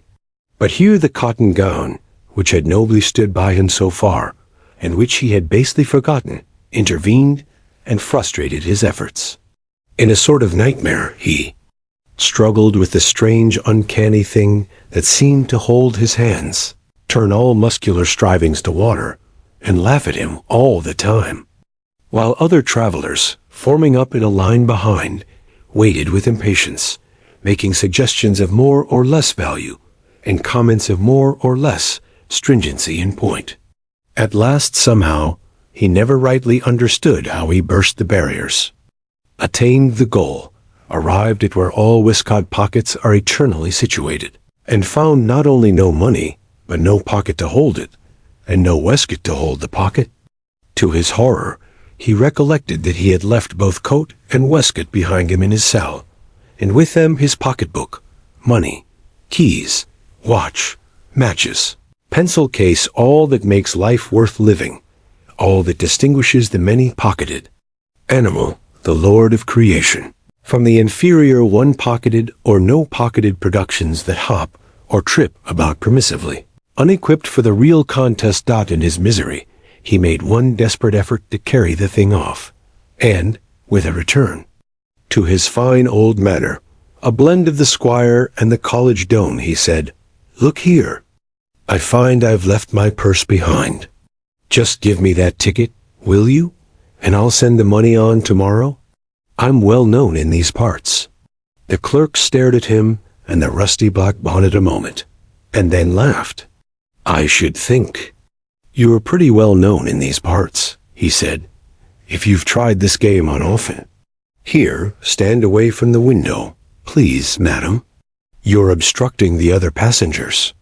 An old gentleman who had been prodding him in the back for some moments here thrust him away, and what was worse, addressed him as his good woman, which angered Toad more than anything that had occurred that evening. Baffled and full of despair, he wandered blindly down the platform where the train was standing, and tears trickled down each side of his nose. It was hard, he thought, to be within sight of safety and almost of home, and to be balked by the want of a few wretched shillings, and by the pettifogging mistrustfulness of paid officials.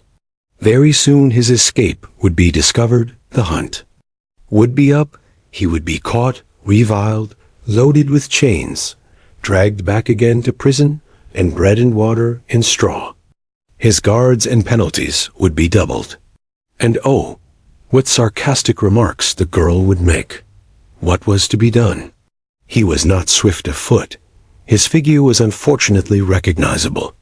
Could he not squeeze under the seat of a carriage? He had seen this method adopted by schoolboys, when the journey money provided by thoughtful parents had been diverted to other and better ends. As he pondered, he found himself opposite the engine, which was being oiled, wiped, and generally caressed by its affectionate driver, a burly man with an oil can in one hand and a lump of cotton waste in the other. "Hello, mother," said the engine driver. "What's the trouble? You don't look particularly cheerful." "Oh, sir," said Toad, crying afresh, "I am a poor unhappy washerwoman, and I've lost all my money, and can't pay for a ticket, and I must get home tonight somehow, and whatever I am to do, I don't know. Oh dear, oh dear." "That's a bad business indeed," said the engine driver reflectively. "Lost your money, and can't get home, and got some kids too, waiting for you, I dare say." "Any amount of them," sobbed Toad, "and they'll be hungry and playing with matches, and upsetting lamps, the little innocents, and quarreling, and going on generally. Oh dear, oh dear." "Well, I'll tell you what I'll do," said the good engine driver. "You're a washerwoman to your trade, says you. Very well, that's that. And I'm an engine driver, as you well may see, and there's no denying it's terribly dirty work. Uses up a power of shirts, it does, till my missus is fair tired of washing of 'em.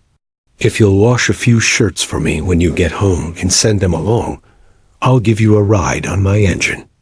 It's against the company's regulations, but we're not so very particular in these out-of-the-way parts." The Toad's misery turned into rapture as he eagerly scrambled up into the cab of the engine.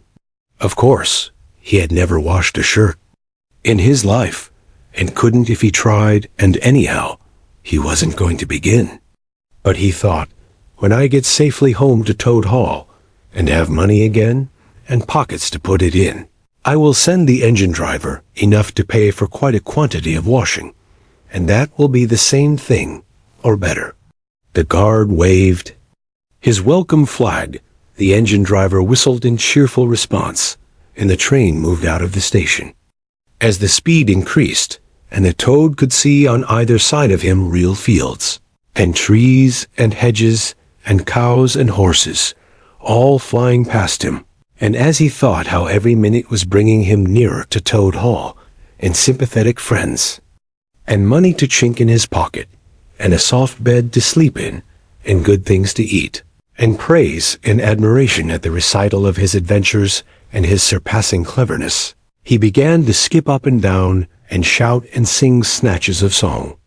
To the great astonishment of the engine driver, who had come across washerwomen before, at long intervals, but never one at all like this, They had covered many and many a mile, and Toad was already considering what he would have for supper as soon as he got home, when he noticed that the engine driver, with a puzzled expression on his face, was leaning over the side of the engine and listening hard. Then he saw him climb onto the coals and gaze out over the top of the train. Then he returned and said to Toad, "It's very strange. We're the last train running in this direction tonight. Yet I could be sworn that I heard another following us." Toad ceased his frivolous antics at once. He became grave and depressed, and a dull pain in the lower part of his spine, communicating itself to his legs, made him want to sit down and try desperately not to think of all the possibilities dot by.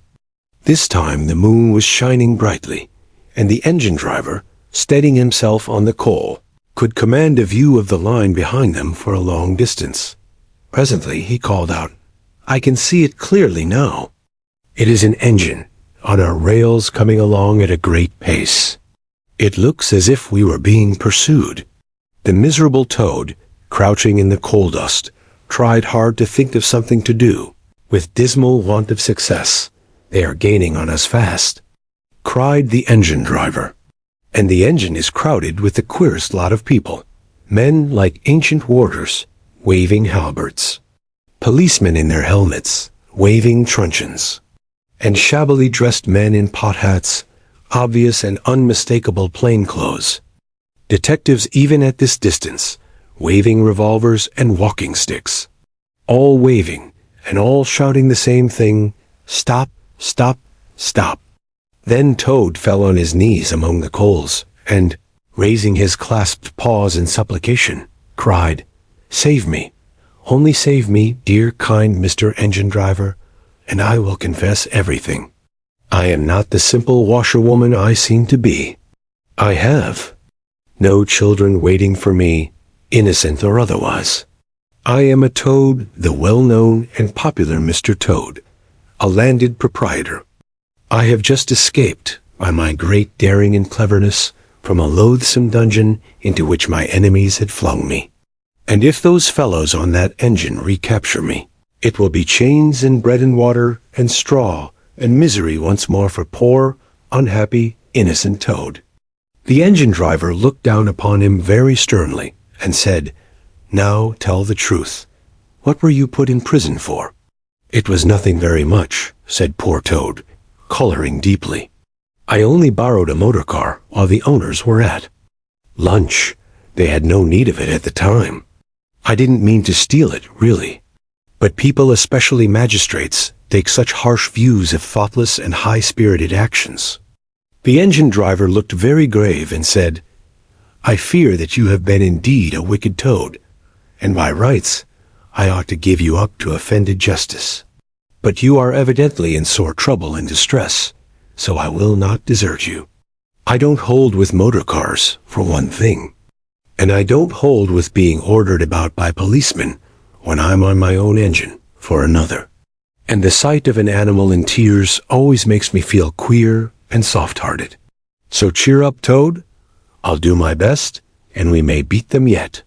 They piled on more coals, shoveling furiously.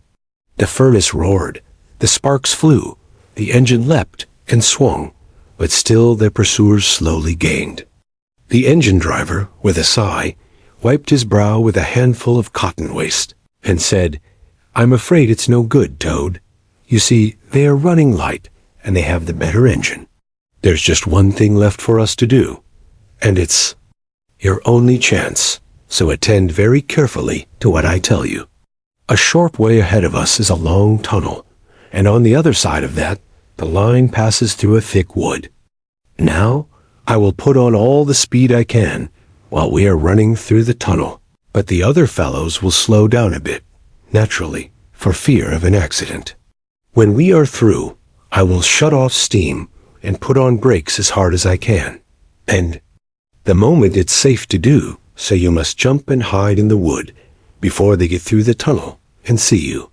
Then I will go full speed ahead again, and they can chase me if they like, for as long as they like and as far as they like.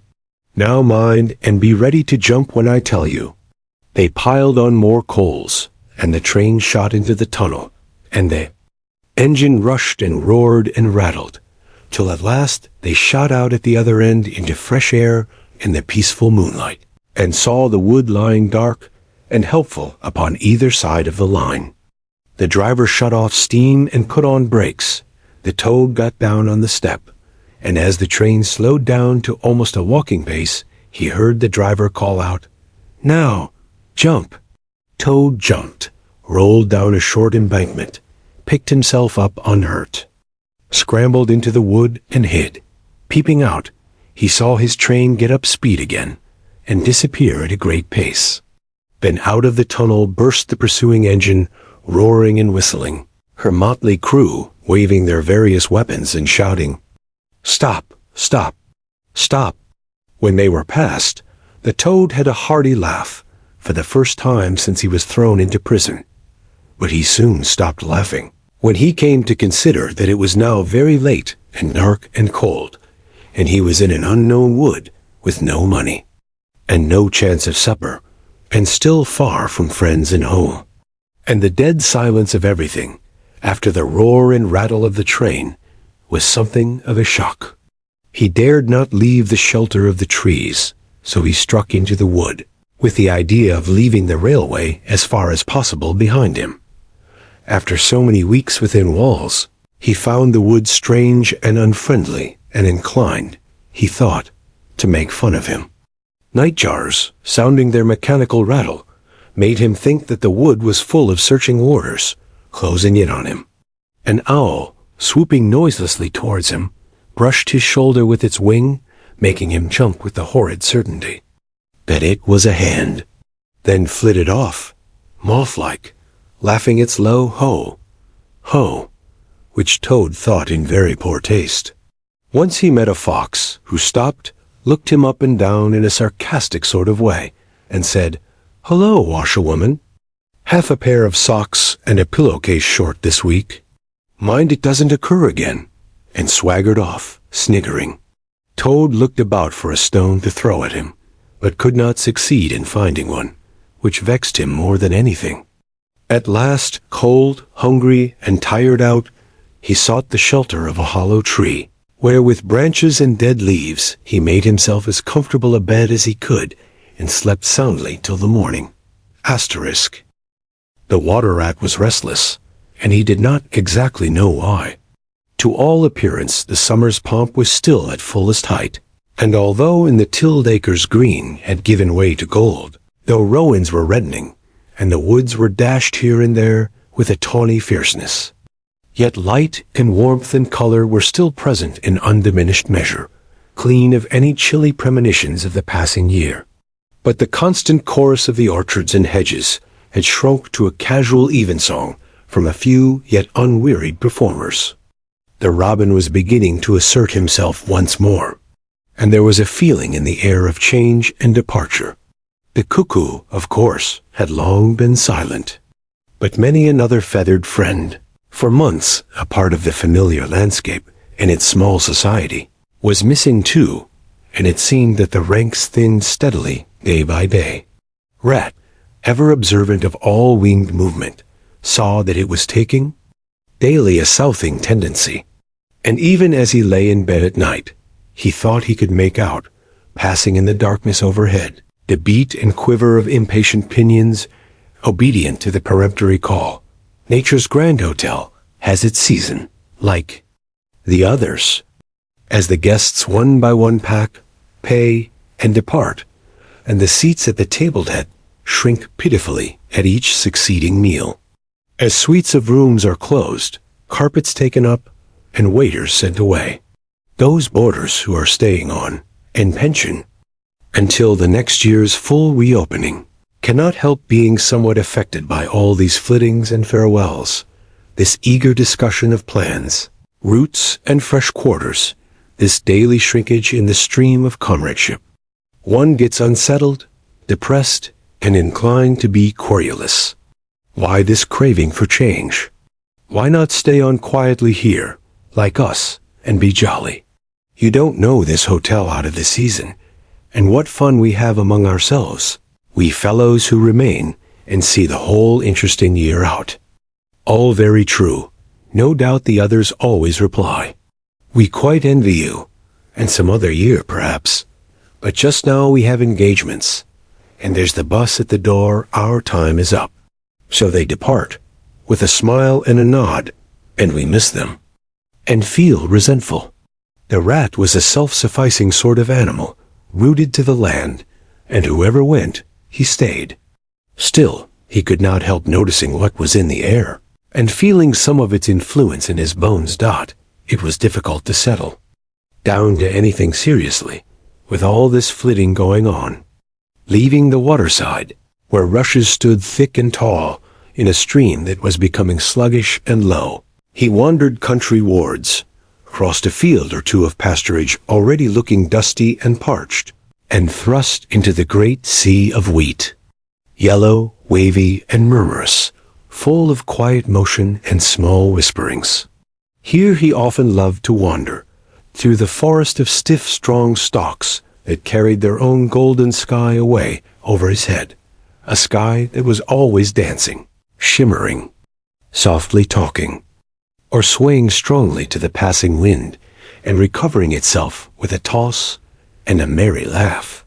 Here, too, he had many small friends, a society complete in itself, leading full and busy lives, but always with a spare moment to gossip and exchange news with a visitor.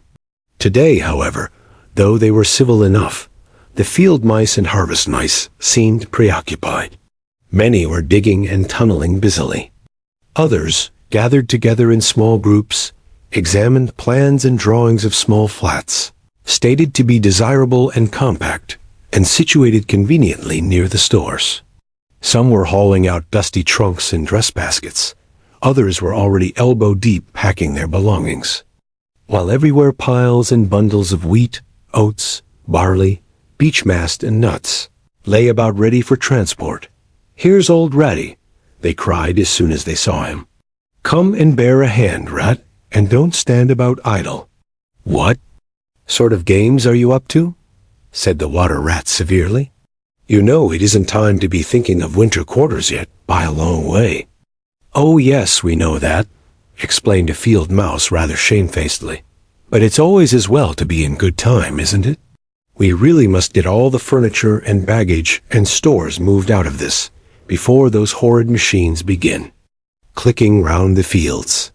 And then, you know, the best flats get picked up so quickly nowadays, and if you're late, you have to put up with anything. And they want such a lot of doing up, too, before they're fit to move into. Of course, we're early. We know that. But we're only just making a start." "Oh, bother starts," said the rat. "It's a splendid day. Come for a row, or a stroll along the hedges, or a picnic in the woods, or something." "Well, I think not today, thank you," replied the field mouse hurriedly. "Perhaps some other day, when we've more time." The rat, with a snort of contempt, swung round to go, tripped over a hat box, and fell, with undignified remarks. "If people would be more careful," said a field mouse rather stiffly, "and look where they're going, people wouldn't hurt themselves and forget themselves. Mind that hold all, rat. You'd better sit down somewhere. In an hour or two, we may be more free to attend to you." "You won't be free, as you call it, much this side of Christmas. I can see that," retorted the rat grumpily. As he picked his way out of the field, he returned somewhat despondently to his river again, his faithful, steady-going old river, which never packed up, flitted, or went into winter quarters. In the osiers which fringed the bank he spied a swallow sitting.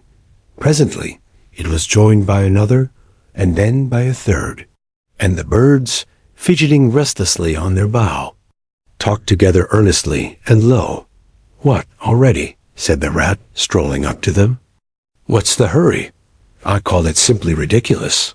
"Oh, we're not off yet, if that's what you mean," replied the first swallow. "We're only making plans and arranging things, talking it over. You know what route we're taking this year, and where we'll stop, and so on. That's half the fun. Fun? Said the rat. Now that's just what I don't understand. If you've got to leave this pleasant place, and your friends who will miss you, and your snug homes that you've just settled into, why, when the hour strikes, I've no doubt you'll go bravely, and face all the trouble and discomfort, and change and newness, and make believe that you're not very unhappy. But to want to talk about it, or even think about it, till you really need, no, you don't understand, naturally, said the second swallow. First, we feel it stirring within us, a sweet unrest. Then back come the recollections. One by one, like homing pigeons. They flutter through our dreams at night. They fly with us in our wheelings and circlings by day. We hunger to inquire of each other, to compare notes, and assure ourselves that it was all really true, as one by when the scents and sounds and names of long-forgotten places come gradually back and beckon to us. Couldn't you stop on for just this year? Suggested the water rat, wistfully. We'll all do our best to make you feel at home. You've no idea what good times we have here, while you are far away. I tried stopping on one year, said the third swallow. I had grown so fond of the place that when the time came I hung back and let the others go on without me. For a few weeks it was all well enough, but afterwards, oh, the weary length of the nights, the shivering sunless days, the air so clammy and chill, and not an insect in an acre of it. No, it was no good. My courage broke down, and one cold, stormy night I took wing, flying well inland on account of the strong easterly gales. It was snowing hard as I beat through the passes of the great mountains, and I had a stiff fight to win through. But never shall I forget the blissful feeling of the hot sun again on my back as I sped down to the lakes that lay so blue and placid below me, and the taste of my first fat insect. The past was like a bad dream.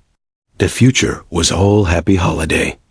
As I moved southwards week by week, easily, lazily, lingering as long as I dared, but always heeding the call. No, I had had my warning. Never again did I think of disobedience. Ah, yes, the call of the south, twittered the other two dreamily. Its songs, its hues, its radiant air. Oh, do you remember? And forgetting the rat, they slid into passionate reminiscence, while he listened fascinated, and his heart burned within him. In himself, too, he knew that it was vibrating at last, that chord hitherto dormant and unsuspected. The mere chatter of these southern-bound birds, their pale and second-hand reports, had yet power to awaken this wild new sensation and thrill him through and through with it. What would one moment of the real thing work in him, one passionate touch of the real southern sun, one waft of the authentic odor? With closed eyes he dared to dream a moment in full abandonment, and when he looked again, the river seemed steely and chill, the green fields gray and lightless. Then his loyal heart seemed to cry out on his weaker self for its treachery. Why? Do you ever come back, then, at all? He demanded of the swallows jealously. What do you find to attract you in this poor drab little country? And do you think, said the first swallow, that the other call is not for us too, in its due season? The call of lush meadow grass, wet orchards, warm, insect-haunted ponds, of browsing cattle, of haymaking, and all the farm buildings clustering round the house of the perfect eaves? Do you suppose, asked the second one, that you are the only living thing that craves with a hungry longing to hear the cuckoo's note again? In due time, said the third, we shall be homesick once more for quiet water lilies swaying on the surface of an English stream. But today, all that seems pale and thin and very far away. Just now our blood dances to other music. They fell a-twittering among themselves once more, and this time their intoxicating babble was of violet seas, tawny sands, and lizard-haunted walls. Restlessly, the rat wandered off once more, climbed the slope that rose gently from the north bank of the river, and lay looking out towards the great ring of downs that barred his vision further southwards, his simple horizon hitherto, his mountains of the moon, his limit behind which lay nothing he had cared to see or to know. Today, to him gazing south with a new-born need stirring in his heart, the clear sky over their long, low outline seemed to pulsate with promise. Today, the unseen was everything, the unknown the only real fact of life. On this side of the hills was now the real blank. On the other lay the crowded and colored panorama that his inner eye was seeing so clearly. What seas lay beyond green, leaping and crested? What sun-bathed coasts, along which the white villas glittered against the olive woods? What quiet harbors, thronged with gallant shipping bound for purple islands of wine and spice, islands set low in languorous waters?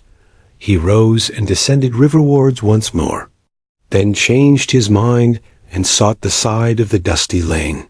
There, lying half buried in the thick, cool underhedge tangle that bordered it, he could muse on the metalled road, and all the wondrous world that it led to, on all the wayfarers, too, that might have trodden it, and the fortunes and adventures they had gone to seek or found, unseeking out there, beyond. Footsteps fell on his ear, and the figure of one that walked somewhat wearily came into view, and he saw that it was a rat, and a very dusty one. The wayfarer, as he reached him, saluted with a gesture of courtesy that had something foreign about it, hesitated a moment, then with a pleasant smile, turned from the track and sat down by his side in the cool herbage. He seemed tired, and the rat let him rest unquestioned, understanding something of what was in his thoughts, knowing, too, the value all animals attach at times to mere silent companionship. When the weary muscles slacken and the mind marks time, the wayfarer was lean and keen-featured, and somewhat bowed at the shoulders.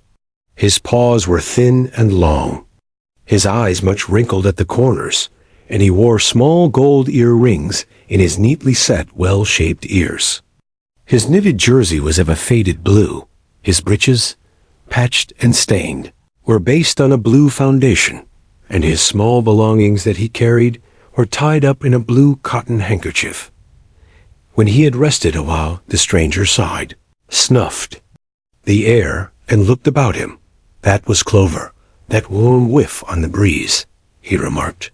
And those are cows we hear, cropping the grass behind us and blowing softly between mouthfuls. There is a sound of distant reapers, and yonder rises a blue line of cottage smoke against the woodland. The river runs somewhere close by, for I hear the call of a moor-hen, and I see by your build that you're a freshwater mariner. Everything seems asleep, and yet going on all the time. It is a goodly life that you lead, friend. No doubt the best in the world, if only you are strong enough to lead it. Yes, it's the life, the only life to live, responded the water rat dreamily, and without his usual whole-hearted conviction. I did not say exactly that, replied the stranger cautiously. But no doubt it's the best. I've tried it, and I know. And because I've just tried it 6 months of it, and know it's the best, here am I, footsore and hungry, tramping away from it, tramping southward, following the old call, back to the old life, the life which is mine, and which will not let me go. Is this, then, yet another of them? Mused the rat. And where have you just come from? He asked. He hardly dared to ask where he was bound for. He seemed to know the answer only too well. Nice little farm, replied the wayfarer, briefly. Up along in that direction, he nodded northwards. Never mind about it. I had everything I could want, everything I had any right to expect of life, and more. And here I am. Glad to be here all the same, though. Glad to be here. So many miles further on the road, so many hours nearer to my heart's desire. His shining eyes held fast to the horizon, and he seemed to be listening for some sound that was wanting from that inland acreage, vocal as it was with the cheerful music of pasturage and farmyard. You are not one of us, said the water rat. nor yet a farmer, nor even, I should judge, of this country. Right, replied the stranger. I'm a seafaring rat, I am, and the port I originally hail from is Constantinople, though I'm a sort of a foreigner there too, in a manner of speaking. You will have heard of Constantinople, friend. A fair city, and an ancient and glorious 1. And you may have heard, too, of Sigurd, king of Norway, and how he sailed thither with 60 ships, and how he and his men rode up through streets, all canopied in their honor with purple and gold, and how the emperor and empress came down, and banqueted with him on board his ship. When Sigurd returned home, many of his Northmen remained behind and entered the emperor's bodyguard, and my ancestor, a Norwegian-born, stayed behind too, with the ships that Sigurd gave the emperor. Seafarers we have ever been, and no wonder. As for me, the city of my birth is no more my home than any pleasant port between there and the London River. I know them all, and they know me. Set me down on any of their quays or foreshores, and I am home again. I suppose you go great voyages, said the water rat with growing interest. Months and months out of sight of land, and provisions running short, and allowance as to water, and your mind communing with the mighty ocean, and all that sort of thing? By no means, said the sea rat frankly. Such a life as you describe would not suit me at all. I'm in the coasting trade, and rarely out of sight of land. It's the jolly times on shore that appeal to me as much as any seafaring. Oh, those southern seaports. The smell of them, the riding lights at night, the glamour. Well, perhaps you have chosen the better way, said the water rat, but rather doubtfully. Tell me something of your coasting then, if you have. A mind to, and what sort of harvest an animal of spirit might hope to bring home from it to warm his latter days with gallant memories by the fireside. For my life, I confess to you, feels to me today somewhat narrow and circumscribed. My last voyage, began the sea rat, that landed me eventually in this country, bound with high hopes for my inland farm, will serve as a good example of any of them, and indeed, as an epitome of my highly colored life. Family troubles, as usual, began it.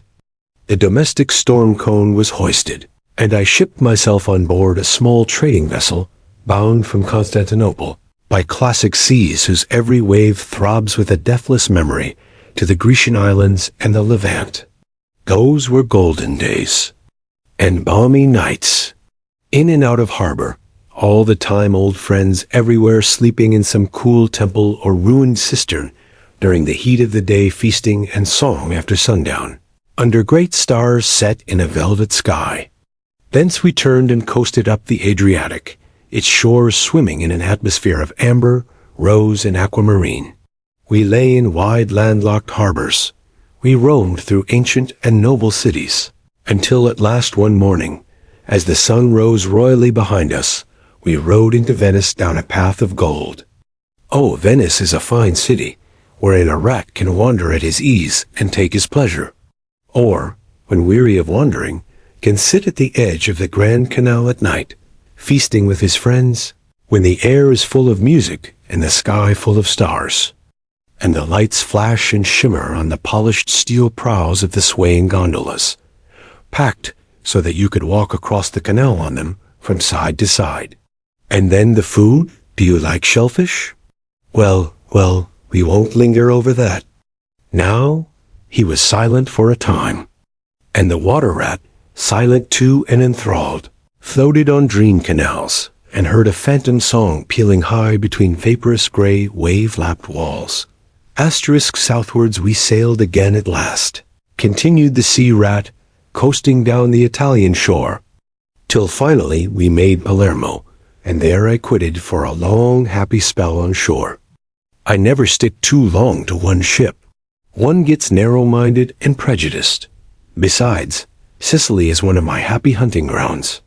I know everybody there, and their ways just suit me. I spent many jolly weeks in the island, staying with friends up country, When I grew restless again, I took advantage of a ship that was trading to Sardinia and Corsica, and very glad I was to feel the fresh breeze and the sea spray in my face once more. But isn't it very hot and stuffy down in the hold, I think you call it? Asked the water rat.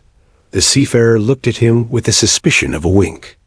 I'm an old hand, he remarked with much simplicity. The captain's cabin's good enough for me. It's a hard life, by all accounts, murmured the rat, sunk in deep thought.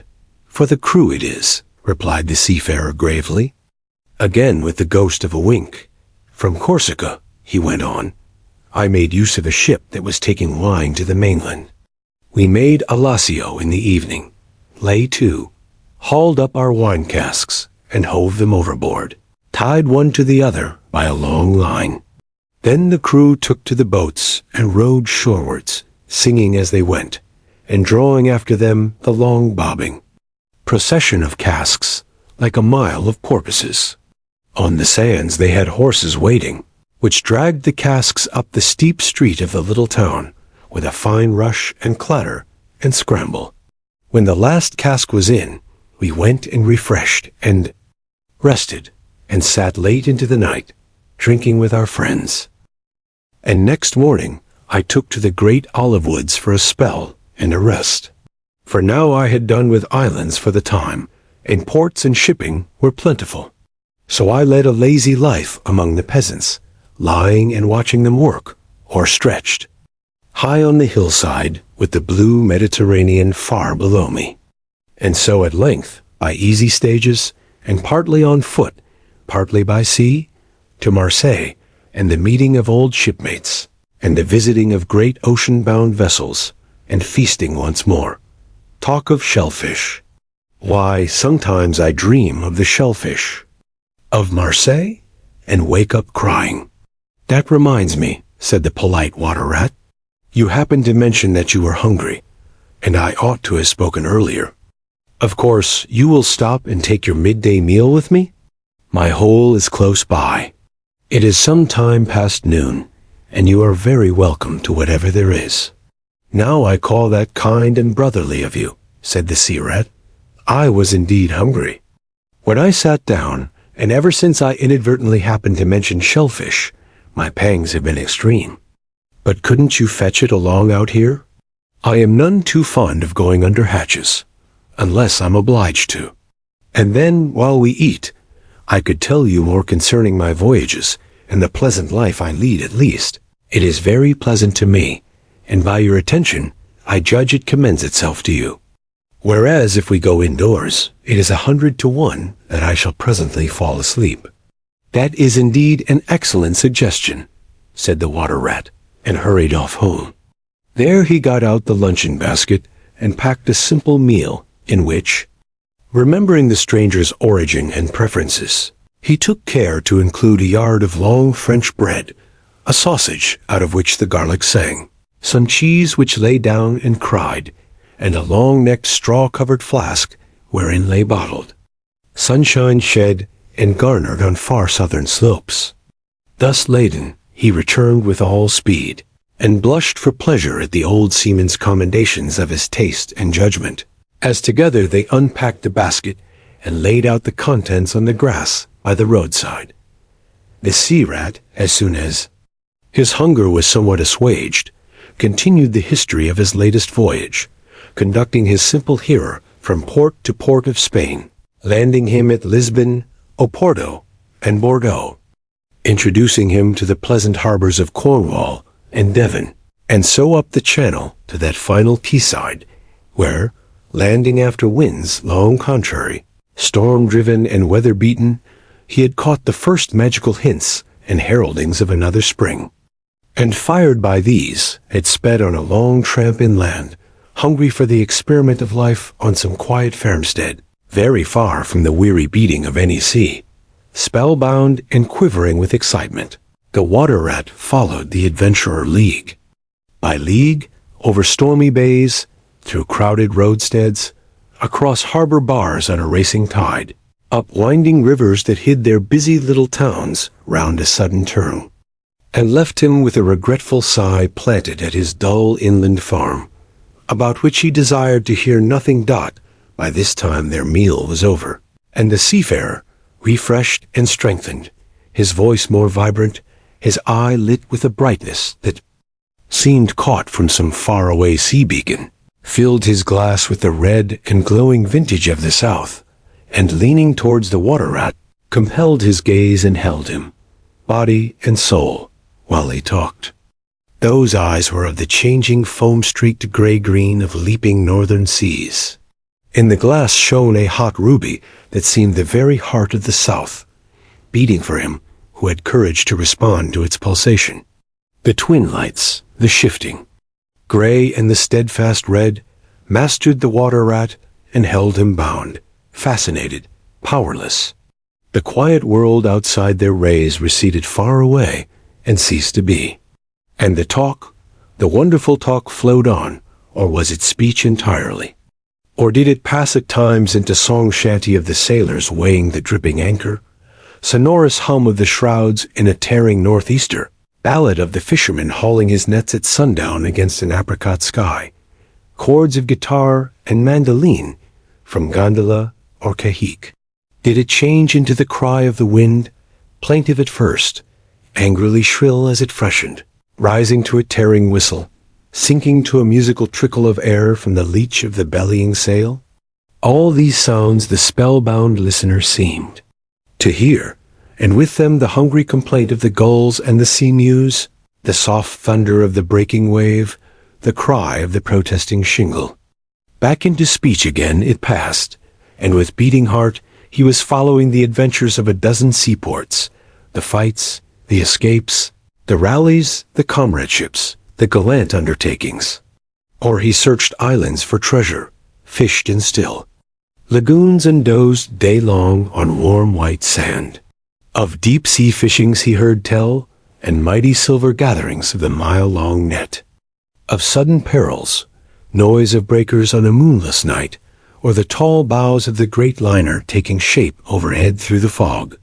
Of the merry homecoming, the headland rounded, the harbor lights opened out, the groups seen dimly on the quay, the cheery hail, the splash of the hawser, the trudge up the steep little street towards the comforting glow of red-curtained windows. Lastly, in his waking dream, it seemed to him that the adventurer had risen to his feet, but was still speaking, still holding him fast with his sea-gray eyes. And now, he was softly saying, I take to the road again, holding on southwestwards for many a long and dusty day, till at last I reach the little gray sea town I know so well, that clings along one steep side of the harbor.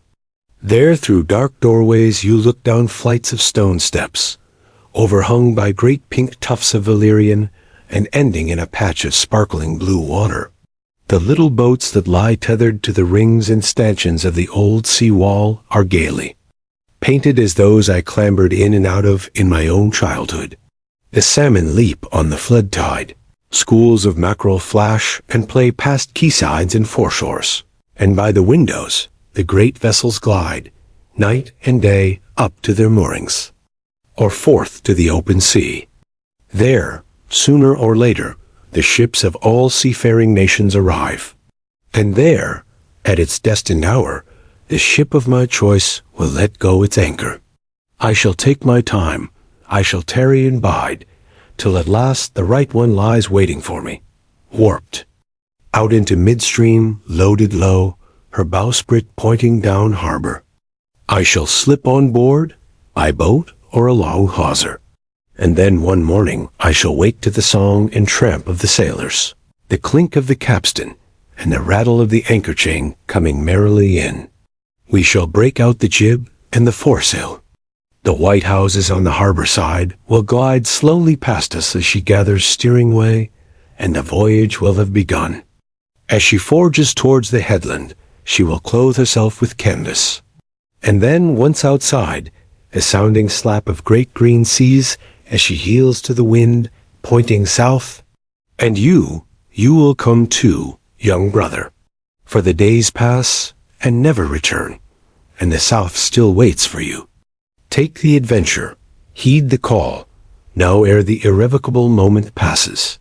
'Tis but a banging of the door behind you, a blithesome step forward, and you are out of the old life and into the new. Then some day long hence, jog home here, if you will, when the cup has been drained and the play has been played, and sit down by your quiet river with a store of goodly memories for company.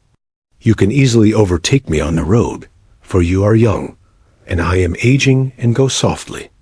I will linger and look back, and at last I will surely see you coming, eager and light-hearted, with all the South in your face." The voice died away, and ceased as an insect's tiny trumpet dwindles swiftly into silence. And the water rat, paralyzed and staring, saw at last but a distant speck on the white surface of the road. Mechanically he rose and proceeded to repack the luncheon basket, carefully and without haste. Mechanically he returned home, gathered together a few small necessaries and special treasures he was fond of, and put them in a satchel, acting with slow deliberation, moving about the room like a sleepwalker, listening ever with parted lips. He swung the satchel over his shoulder, carefully selected a stout stick for his wayfaring, and with no haste, but with no hesitation at all, he stepped across the threshold just as the mole appeared at the door. "Why, where are you off to, Ratty?" asked the mole in great surprise, grasping him by the arm. "Going south, with the rest of them," murmured the rat in a dreamy monotone, never looking at him. "Seawards first, and then on shipboard, and so to the shores that are calling me." He pressed resolutely forward, still without haste, but with dogged fixity of purpose.